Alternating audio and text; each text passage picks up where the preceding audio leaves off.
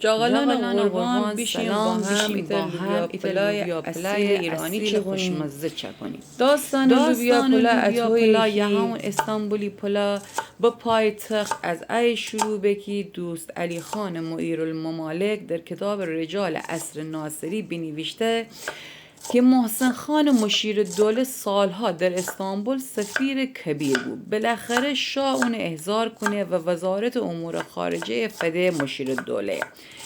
مشیر الی در سر پل رومی راه شمیران ایت باغ یلاقی و با صفادشتی ایت روز صدر اعظم و بزرگان عصر برای نهار به هم باغ دعوت کنه. در زیر سایه درختان و در زیر زمزمه ان رودخانه و پرندگان با هم میت زیلو پنه کند ایت حسین نهد وزیران و شاه همه دور هم نشیند و ایت غاپی پلو با هم دیگه خوره.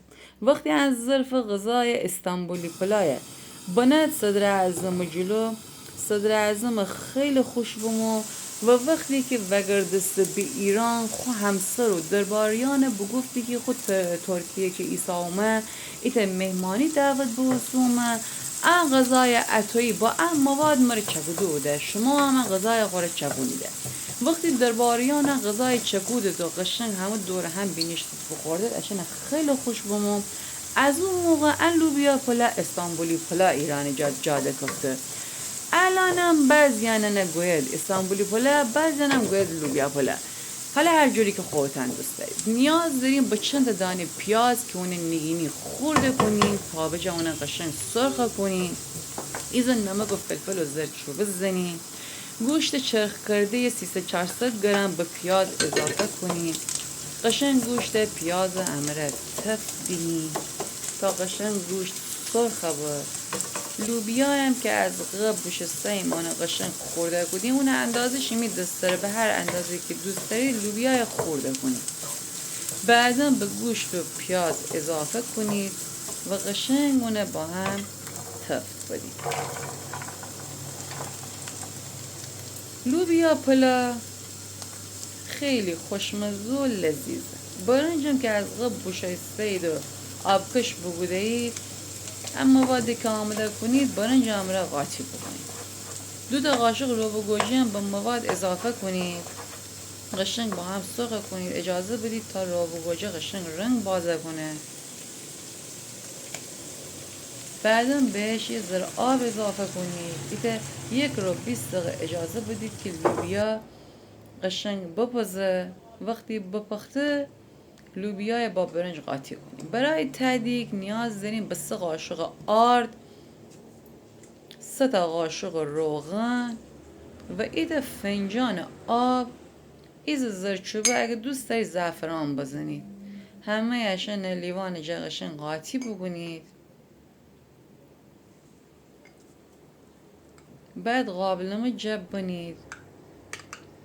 باید قابلمه بنید گاز رو تا یه ذره آرد و روغن خوره بگیره. وقتی بگیفته بعد برنج و مواد بهش اضافه کنید.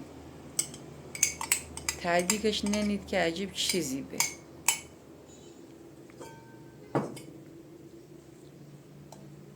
برنج قاطی پلای باید یه ذره خشکتر اوسنید تا شیمی برنج نرم در نه. بعد از اینکه اون آرد و روغن خوره بگیفته برنج قابلمه زیرفو کنید. از مواد لوبیا پلایم بهش اضافه بکنید. لایه لایه ایت لایه برنج ایت لایه لوبیا بهش اضافه بکنید. نیاز داره که 40 تا 45 دقیقه هم برنج با شعله کم بنید تا قشنگ دم به. دارچین هم تنی لایه لایه اضافه کنید. قاطی پلا معمولا باب میل امی جاغلانه. جاغلان خیلی غذاهای رنگی دوست داره. امیدوارم که همگی چک کنید و بخورید و لذت ببرید. لایک و کامنت شما رو یاد نشه. جاغلان مرا سابسکرایب بکنید.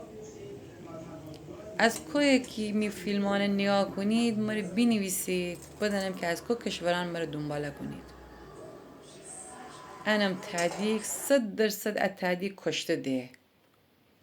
امی خانه که عاشق ها تهدیکت. انم استانبولی پلای ترکیه.